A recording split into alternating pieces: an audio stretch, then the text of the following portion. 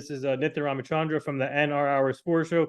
This is episode 1032. We are live on all podcast platforms, Spreaker, Spotify, iHeartRadio.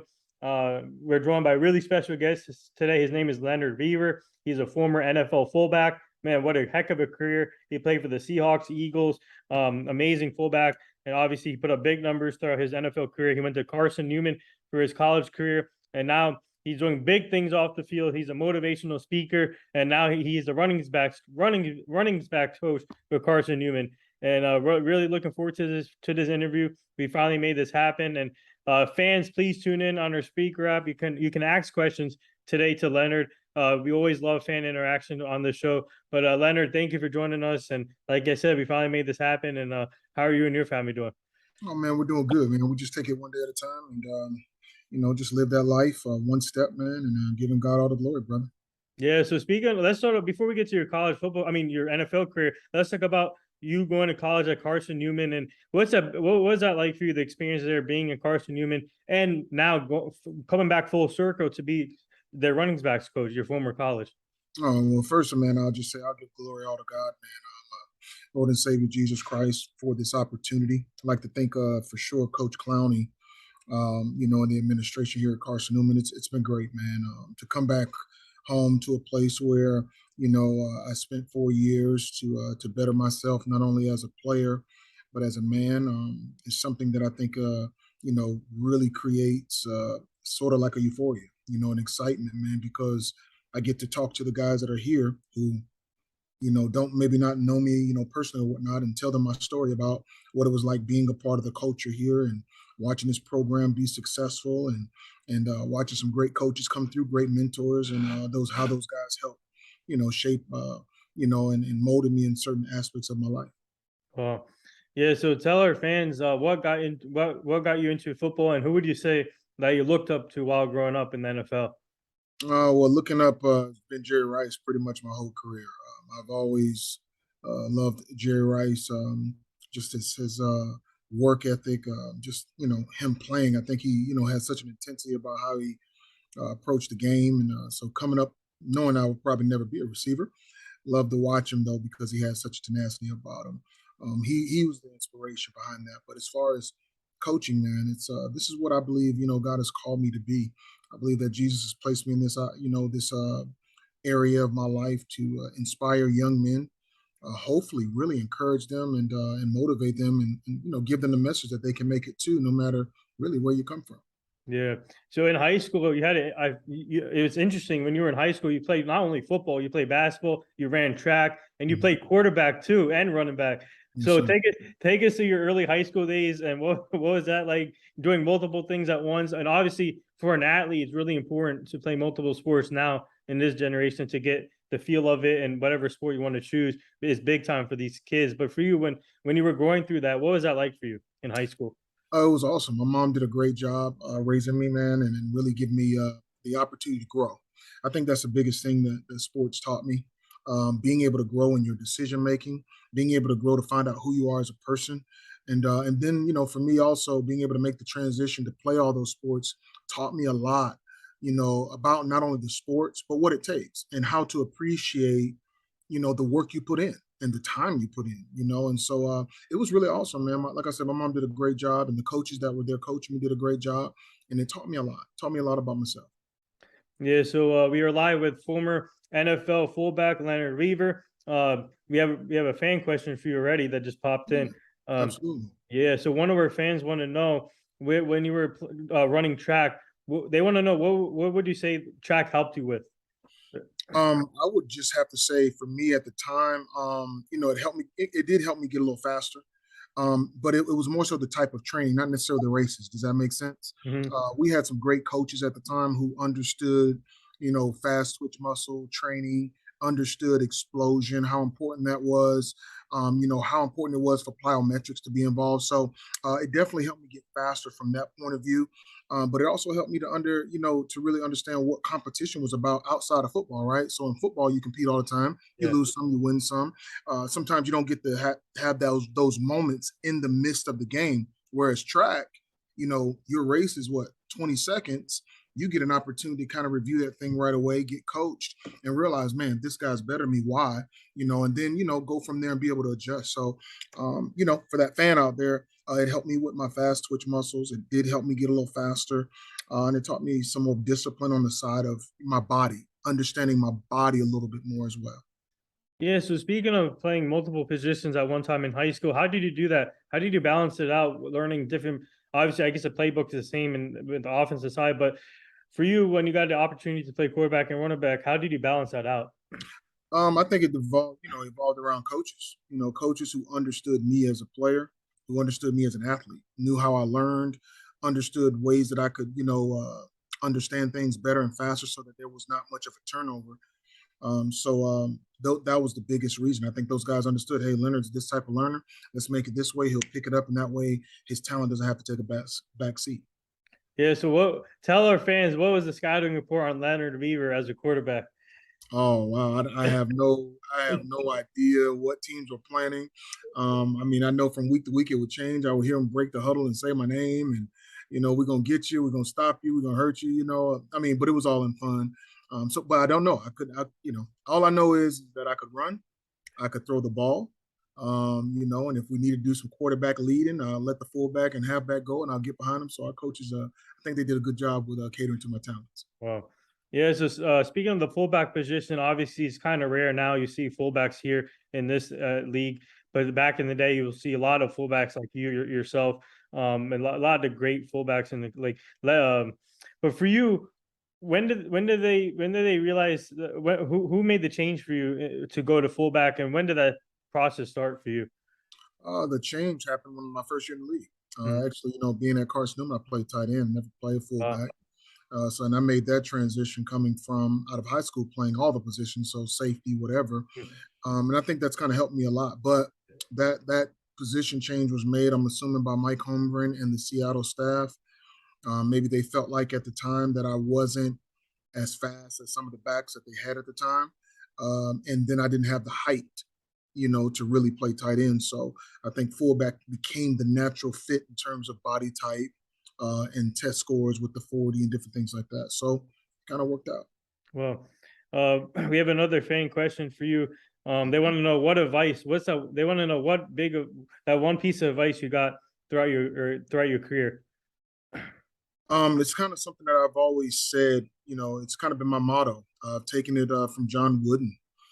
Hard work, dedication, sacrifice equals success. That's become really a life saying for me. And it's become very true. You got to work hard. You got to understand what the process is about. Everything's not always going to go your way, but keep persevering. Whoever's listening, dedication, the sacrifices necessary needed to walk away from situations in life or where you at. Sometimes you got to tell your friends, I can't do that right now. Sometimes you got to tell, your mom and dad, I can't go right now. Sometimes you got to tell yourself, I can't play the game. I can't go do this. I can't, to focus in on whatever your goals and aspirations are. Hard work, dedication, and then sacrifice. Understanding that sacrifice and kind of dedication go the same. What are you willing to give up in order to gain, whatever you're trying to achieve? What sacrifices that you really love that you're willing to say, okay, I'm going to stop doing this because I really want to get there. And that's what I'm called to do. When you understand and have that mentality, I think it propels you into greatness, or it propels you into your destiny. Oh. Yeah, so when you went to Carson Newman, you started off your career as a linebacker. Man, so take us to that, because I feel like now it's rare to see two-way players in the NFL, but we have one right now in baseball, Shohei Ohtani, if you know him. But did you ever think to yourself, maybe I could have been a two-way player in football, or did you just mainly focus on the fullback position throughout your career? But just take us to your college football career in Carson Newman, being from a linebacker to a tight end. Well, that change for me was I thought it was the best change of my life, to be honest with you. I didn't think I was too good of a linebacker, but it was what it is. The transition portion, I think mentally, and maybe this can speak to a lot of kids out there who are in high school, maybe even people who are transitioning in jobs. The more you can do, I think the better you set yourself up. And I think that's where my mindset was at the time. It didn't matter because it was about the team and about however I can contribute. And I think if we kind of knock down some walls out there in the world and stop being so gun-ho on, well, this is what I'm good at, this is what I'm good at, sometimes there's an avenue that, the Lord will take you to get you back to where you are. And that's what happened to me. So that transition from linebacker to tight end was a tough transition, but it taught me a lot about myself. It taught me a lot about how to adjust, because in the game of football and in life, as you know, you always got to adjust to something. Somebody cut you off on the road, you got to adjust. Somebody says something you don't like, you got to be able to, not today because I don't want to go to jail or whatever it may be. You got to be able to adjust. So it really taught me a lot. And I would say the same for going to the NFL. Being able to adjust and move and groove with whatever comes your way, I think is a very valuable asset or tool for anybody to have in their belt. And it helped me out. It helped me out a lot. It actually gave me job opportunities and took away certain job opportunities from others, who didn't have that, who couldn't make the transition. Yeah, so we are live with former NFL fullback Leonard Weaver, now the running backs coach at Carson Newman. So tell us about obviously in your car. Explain to people, whoever doesn't know about Carson Newman, what was your experience there, and what would he tell high school athletes now who are looking for colleges? What would you say to them about Carson Newman?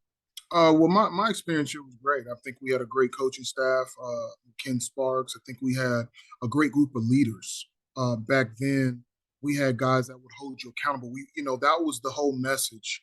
And that was really the blessing about coming here, was the message about Christ, about Jesus Christ and who he is and how your life can change, and the accountability, that you have for one another, responsibility. So it taught a lot of life lessons to any kids out there that are looking to go to college, and not just to Carson Newman, but to any college, understand, and athletes as well. Be ready to make adjustments in life, and be prepared to be tested, to be the best, and those challenges are going to pull things out of you, like integrity, like your character, to show you who you really are. And that's really what college is all about. So I would say, man, for any kid looking out there, if you get an opportunity to go, no matter if it's Carson Newman or wherever, go prepared and just ready. And when I say prepared, open about what you're about to get into, and ready to adapt and change and adjust to whatever happens, to see who you truly are as a person. Yeah, so we have another fan question. One of our fans is a huge Seahawks fan, and they want to know, what was it like playing with Sean Alexander? Oh, it was great, man. I think I got in a lot of trouble with him. He was the only guy that could come late to meetings and not get in trouble. And it just so happens that, he put me with him. So probably cost me more than it cost him. But no, it was great, man, to feed off of his knowledge. Max Strong was in that room as well. Those guys really took me in and taught me a lot about the business. They taught me a lot about the game.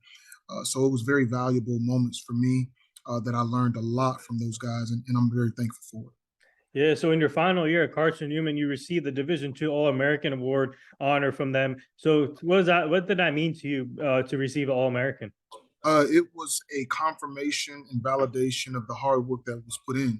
The nights that I stayed up trying to learn the playbook, the work that I put into the weight room, trying to pick up the weight that they asked me to, the drive and determination that it took to get up in the mornings, work out, then go to class, then go to lunch, then go back to class and come. So it was really confirmation and validation for me that hard work, dedication, sacrifice does really work. You just got to be willing to stick with the process. Yeah, so tell our fans about your draft experience. Obviously, you got drafted by the Seahawks in 05. I mean, I'm sorry, undrafted. You were undrafted, sorry. But take it to that. And how tough is it? How tough is that for you? Not waiting for your name to get called, but not getting drafted. And how tough is that for you? Not tough at all, because I was a guy that wasn't expecting to get drafted. Didn't care if I got drafted, to be honest with you. That wasn't my goal. My goal was just to get my doggone foot in the door. Yeah. And I knew if the Lord opened the door for me, I was going to kick that mug down. And that was my whole intention. So for anybody out there listening, or kids that have this dream of being drafted, don't let that be your goal, being drafted. Your goal should be getting into the NFL, making a squad, and then from there kind of categorizing your goals or whatever. But the goal is to get in. There's nothing wrong with getting drafted. I'm not saying that it's anything wrong with getting drafted if that's what you would like to do, but don't let it be the reason why you stop playing the game if it doesn't happen. Don't let it be the reason why you quit because it didn't happen that particular way. Be a person that can adjust and adapt. I think that's one of the greatest things I've learned. That's what we've been talking about. Yeah. Yeah. So speaking of, so after the draft finishes, and obviously a lot of teams will call undrafted free agents quickly. So how many teams did you have interested in you, and how and what made you choose the Seahawks, and what was the call like with them, with Coach Mike Holmgren, and also the GM and the owner? Well, let me clear up something right here real quick. If you're a free agent, you don't get a call from Mike Holmgren. You know what I'm talking about? You don't get a call from Mike Holmgren. Yeah, you don't get that call, buddy. That's not it. But no, the call was awesome. It was two teams. It was the San Diego Chargers and the Seahawks. It really boiled down for me, and I'll tell this to any kid or person watching who's looking and going to that transition. If you are a free agent, my thing is get on the internet and find out what depth chart, who you're going to be competing against. You want to make sure that you look at your odds. For me, it was go to San Diego and compete against A guys, Seattle and compete against two. I took my odds and my chances going there. Looking at some of the background of some of the guys there, I felt like I had a very good chance because of the skills that I knew I had versus what I had seen them do. And I knew that I could go up there and win a position. I didn't know I was going to be the starter, but I knew that I was definitely going to compete and be able to make the team. Yeah, so we have another fan question for you, and what would you say? They want to know some of your best moments in the NFL. Oh man, I would have to say my first touchdown as a Seattle Seahawk that happened in the preseason. I'll never forget what it felt like walking into that dome going against the New Orleans Saints at the time. You had Deuce McAllister back then. You had Aaron Brooks. Going into that dome and having that first experience was unreal. I think I might have paused coming out of the locker room just to kind of soak it in, to take it in. And then to be able to score my first touchdown off a little pitch, not thinking I was going to make it, man, cut all the way back, 40 yards, whatever, and score. And then having Mike Holmgren come to the sideline and give you that, yeah, that's what I'm talking about. That was one of my most memorable moments. Having, the catch, I think I posted it a few days ago on the internet. That was an unbelievable moment for me because no way I was supposed to catch that ball, man. I just kind of put my hand in there. I didn't think I was going to catch, let alone I didn't think Donovan was going to actually throw it. We never throw that ball. I don't know what he was thinking. But that moment, and then I would say finally for me, the moment that I got the call from Andy Reid about making my first Pro Bowl, that was a really defining moment for me that my peers thought enough of my play to vote me first team All-Pro and Pro Bowler. I think that really made me feel good because once again, it goes back to hard work, dedication, sacrifice. The work I put in, the hours I put in to get better, coming from a Division II school like Carson Newman, not having an opportunity or chance and everything stacked against you. It really made me feel good. And then lastly, getting the contract I got. Made me really understand like they valued me. Andy, man of his word, Eagles organization, Howie and those guys. I mean, it was really awesome. Well, you put up huge numbers throughout your career, like I said, and you're one of those rare players where you got to learn to play multiple positions, obviously defense, offense, and you know how to catch the ball like from the tight end when you were playing tight end. And man, you're the type of player that every team wants now in the league, where where they can do everything at once, like a Swiss Army knife type of player. That was my goal, man. That was definitely my goal. Yeah. So speaking of, obviously you started with the Seahawks. You spent 3 years there. You played with some great players, like one of our fans just mentioned, Sean Alexander. But you also got to play with Walter Jones, Steve Hutchinson, two Hall of Famers, and obviously Matt Hasselbeck. And if you look at the defensive side, you had Lofa Tatufa, you had Marcus Trufant. You can go down the list. So what was that like being part of that special team? And we had the opportunity to speak to Walter Jones and Marcus Trufant and Lofa. So what was that like being part of that? Well, me and Lofa, we came in together. I was a part of that whole draft class. It was unbelievable.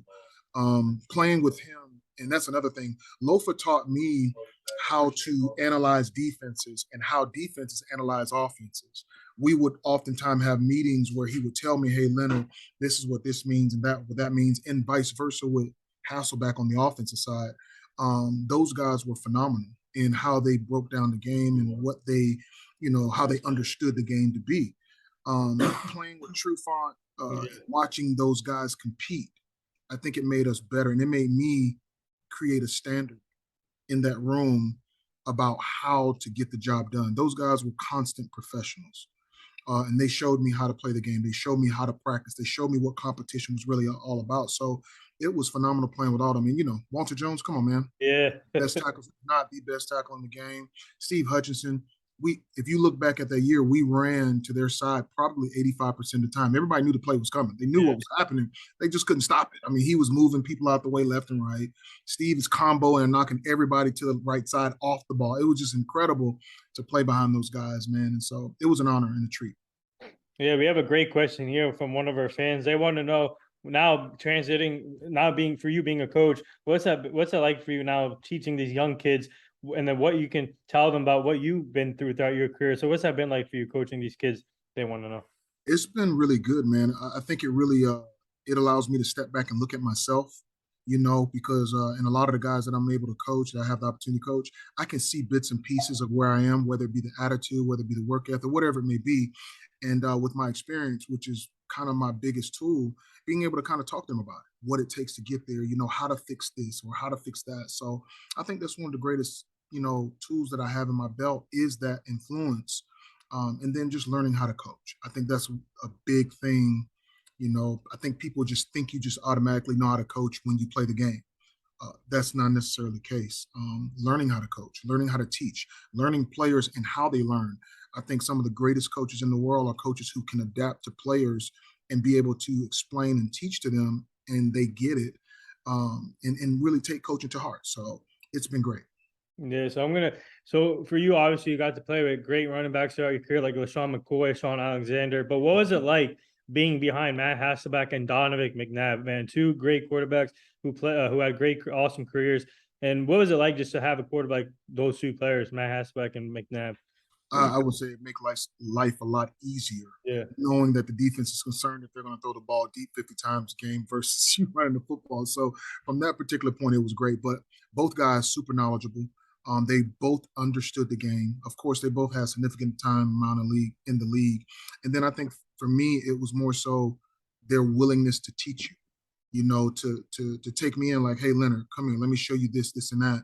And like I said, constantly showing me how to be a professional, how to prepare, both Donovan and Matt. I know with Matt, we would have third down meetings about protection. He would be in there teaching us about what to see, what to do. He was really good at bringing us together. I told some story to some of the coaches here at Carson Newman how we used to play the big war game that's out. I can't remember the Oh, name of it. Lord have mercy, I can't Call of Duty. call it. Yeah, Call of Duty. Call of Duty. He would he got us all the PSPs or the PlayStation handhelds, and there would be like 14 of us, offensive line, running backs, and the quarterbacks Wow. playing this game with each other, building that camaraderie and that sense of trust. And the same with Donovan. He would take us all out to Arizona, put us up, and we would all train together, work out together, push each other, learn each other. So both of them was great to be around and to learn from. Yeah, we had the opportunity we had McNabb on our show too, and it was an honor talking to Donovan McNabb, a great guy, great person, Great guy, and absolutely. obviously a big influence for younger people too now. Absolutely.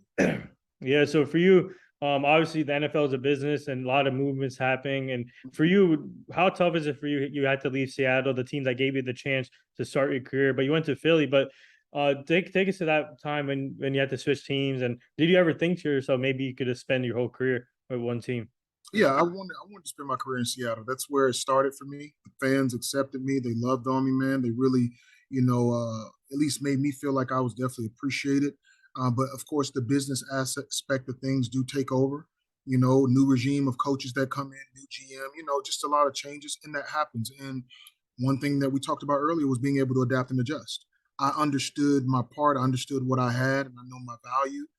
Things didn't work out, and so from there you have to make a change and adjust your life. And that's what it's all about. I think anybody wanting to go to the NFL or whatever, just be prepared for that. And don't let those things be personal. Don't let them destroy relationships you have with others. It's just a part of the business that's a terrible part of the business. Yeah, so we have an interesting question here. One of our fans want to know between Mike Holmgren and Andy Reid, who was the toughest in practice? Man, I'm gonna be, you know what? Mike Holmgren made you feel like you were super tiny just because he was huge. I mean, when he walked into the room, everybody would shut up. He had that type of a presence about him. But he was really quiet in practice. If he did say something and he got on you, then everybody heard it and you knew. Andy Reid was a little bit different. I think his approach was different with players. He was more of like a players type of a coach where, he interacted with you. He kind of talked to you a little bit more. But if he did get on you, you knew it as well. So some of the traits of Mike are on Andy, but I think Andy kind of learned how to move and maneuver it around to make it his own. And Hmm. so, yeah, they're both similar in a lot of ways, but I think Andy was more of a players type of a coach where he interacted with you and got to love on you, Yeah. versus Mike was more business, take care of your business, let's do your job, shut up, and let's go win type of a coach. Like Bill Belichick. Man, yeah, I mean, both very serious, very stern. Speaking of Bill Belichick, I'm sure obviously you played. I mean, I'm sure you played against the Patriots a lot. Yeah. But what was the battles against the Patriots with Bill Belichick on the helm and Tom Brady there? What were the battles like, you mean? Yeah, with the Uh, Patriots. it was always a fight. We played him once in the preseason and then during the season. He's a schemer, man. I mean, he knows how to really exploit weaknesses very well. He has very difficult blitz cadences and complex blitzes that he did. So trying to prepare for him and the team was really, I mean, because he knew how to put outside linebackers on backs. It would always put us in a bad position. So, we had to learn how to pass protect because, he would find a way to get the dang technique over one of the tackles, and we couldn't block both of them, Oh. one way. So we're always going to be short. So he made you have to really prepare. And I think that's what made Andy great and Mike great is those guys knew how to counter. So it was fun playing against those guys. Yeah, so when you make your way to Philly, like we said, we mentioned McNabb before, but Brian Westbrook, you play with Deshaun Jackson, Mhm. Jeremy Maclin, Brett Selleck, Jason Peters, one of the best tackles, in my opinion, to ever play the game, along Absolutely. with Walter Jones and Steve Absolutely. Hutchinson. If you look at the defensive side, obviously Quentin Michaels, Sheldon Brown, Asante Samuel, Yep. you can go down the list. So Absolutely. you went from a great team to another great team. So Yeah. what was that like? Well, it was a lot that it wasn't a lot of thought for me doing that. Because like I said, for me, business wise, it became a business decision. So if I come from Mike Holmgren's offense and Andy come from under Mike and they run the same system, that was a jump. So I really wasn't looking at the players that was there as much as how can how can I get up there so my talent can come out the gate right away. So for me, that's where it started. But to be a part of that team, man, in '09 was crazy. Practice was crazy. I mean, it was just always high competition. I mean, it was fight some days. It was we got after it, man. It was just a different deal. And Santi, you hear Yeah. Santi talk trash all the time. So you Yeah. heard him all the time. I mean, I remember when Mike Vick came in and we had that whole ordeal, and that was tough to work through. And Mike was practicing. Santi stayed on Mike Vick every day, talking about how fat he was, how slow he was. You're not the same Vic. I mean, but it was a level of teasing and camaraderie there where we understood it wasn't about personal. It was all about pushing each other to make each other better. So that was a great atmosphere we had there, man. It was outstanding. Sheldon, come on, man, one of the best corners to play in the game. Deshaun, I mean, we don't even need to really say too much. I mean, just a dynamic receiver who, I mean, downfield just catches everything, fly passes everybody. Shady, shifty. Who knew that he was going to be a Hall of Famer one day? Probably very few people, but he is. He's going to be on the Hall of Fame. It was great playing with all those guys. Trent, I can't forget about Trent Cole. We had Trent Cole on the show also. So we Man, got to see, yeah, Trent Cole that was was my awesome. hunting buddy. That was my hunting buddy, man. Yeah, He's we taking he's would get up. taking We would get up at 2 a.m. and go hit the woods for about 4 hours and then go to practice. Man, that was my hunting buddy. he's a, big fisher now, a competitive fishing now Yeah, fisher yeah, he is, man. No, he. now. One thing I love about him, man, he's gonna always find a way to do something. But I know he really loves farming. He really loves being in out there in nature. Man, I'm proud of him, man. I'm glad he's finding a way to still compete and do farming at the same time because I know that's tough. Yeah, so we have another fan question for you. Someone wants to know about the fan bases. Obviously, Seahawks, you have the 12th man, and then obviously Philly, you have crazy fans there in Philly. I can never wear my Cowboy stuff there, but our fans want to know what was it like being part of those fan bases? Completely different places, but it was good. Philly, Seattle was more. They're very loving, not as condemning. Philly, they're gonna let you know what it is, man. They Yeah, go, you suck. We don't, but then they'll turn around and you fix it. They'll praise you. So for me, it was love on both sides. I never took it personal. I understood where they both were coming from, and I think we also could identify with each other. Philly, me understanding that hey, he's a hardworking guy. He blue collar. That's what Leonard is. show up, do his job. He's gonna do it the best he can. In Seattle, you know, the acceptance part, right? New rookie coming in, we're not gonna beat him down too hard. We're gonna support him. So I think both. I have a love for both. That you know, because they both played a major part in my career. Yeah, I had to ask you this. Obviously, you play with two birds, Seahawks and Eagles. Did you ever consider doing a trifecta with the Falcons? Oh, no, that never crossed my mind. That never crossed my mind. I mean, I had to bring that up. You know what? They got beautiful facilities, Yeah. beautiful place, but no, never. No offense to anybody out there that played for the Falcons. No offense. But yeah, so speaking of so what would you say? Obviously, your best moments as a Philadelphia Eagle. What would you say some of your best moments were with the Philly? I would say the first game coming out the tunnel, which was awesome, crazy. They had like a train on the jumbotron, so that was really cool. But I would have to say, man, the love and acceptance that I got when I first signed, that's probably the greatest moment for me there. Having Andy, you know, them accepting my family, you know, they let my family come into the press. And, you know, usually don't see that in football. Yeah. Your family's in the press interview. And they treated me with love, man. It was great.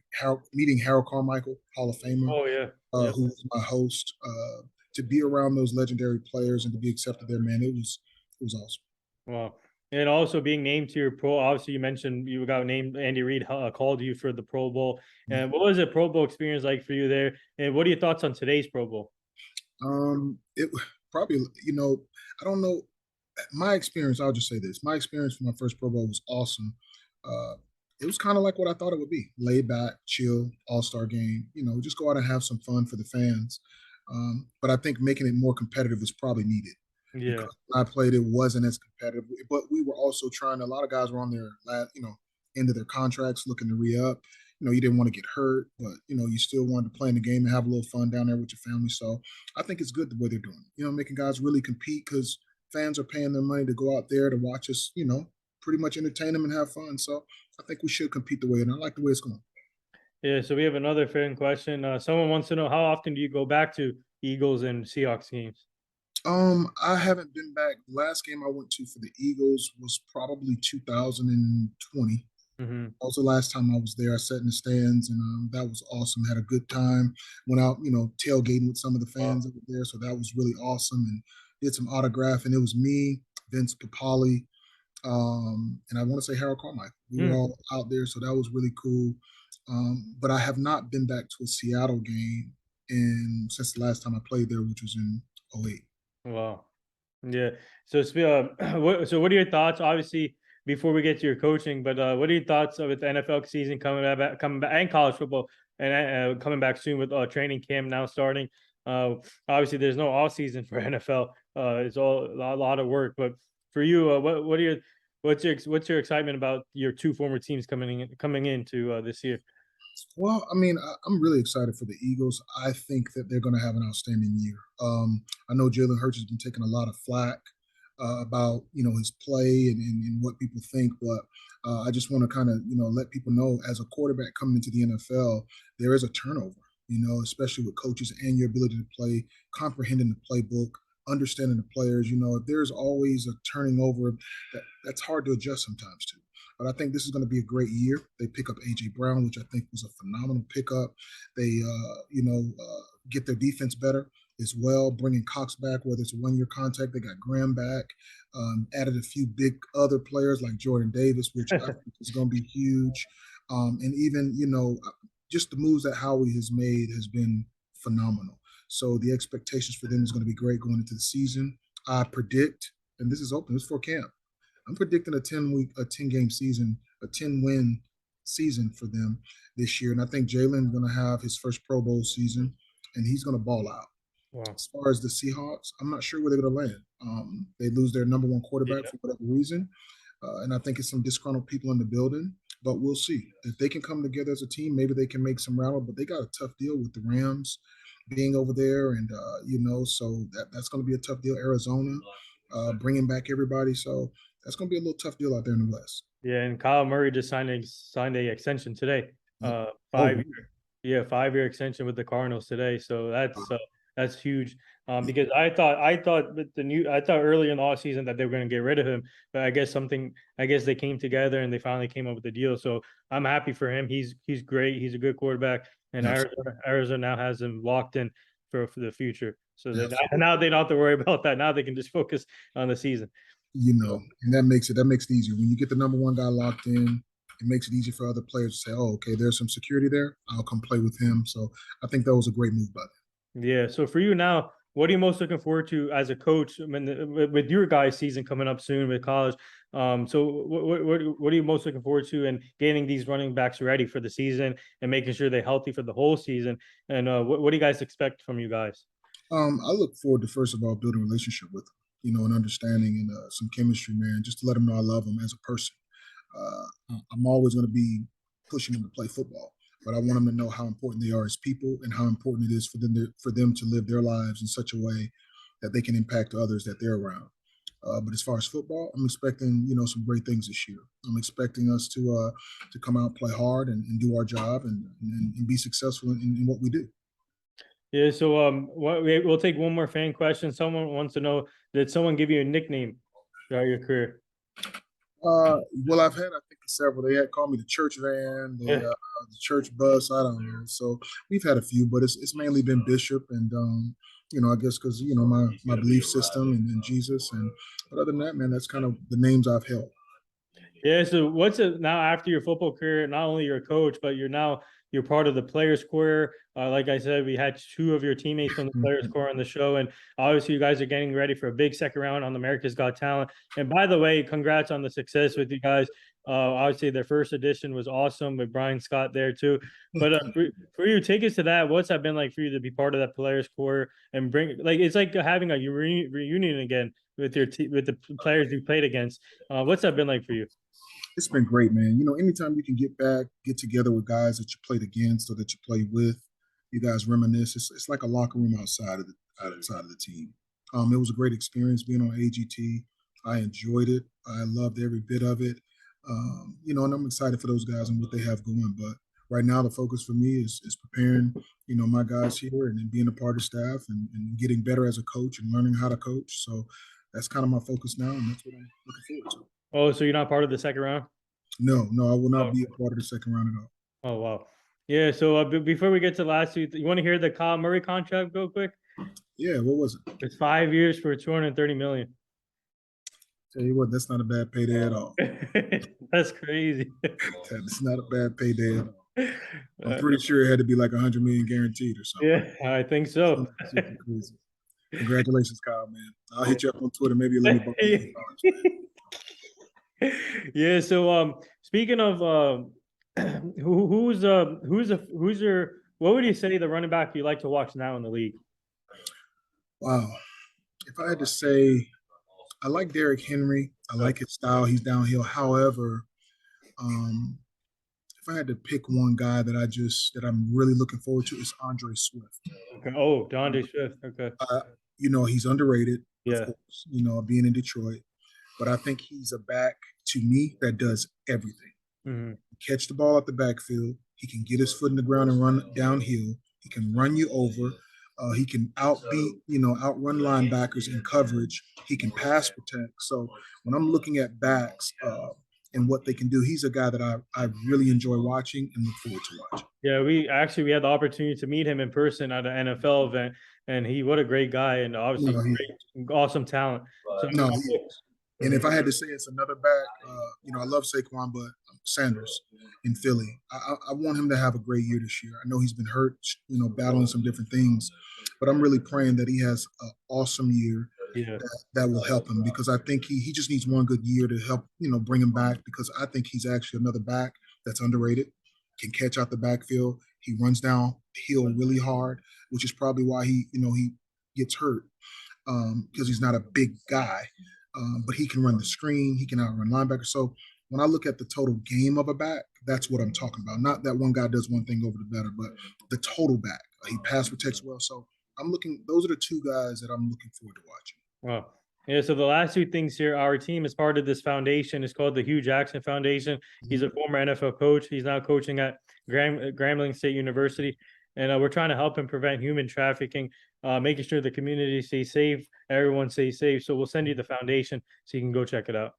No, that'd be good, man. And if any of you guys out there, you're trying to, come on up to East Tennessee to Carson Newman, baby, come on up. Let's go. Man, we look. If we got donors out there, I'm looking for a lot of stuff too, man. So tell Hugh, contact Leonard Weaver, man. All right, we might need to do some business together. Okay, let's talk about that because I would love to come down and cover one of your games one day.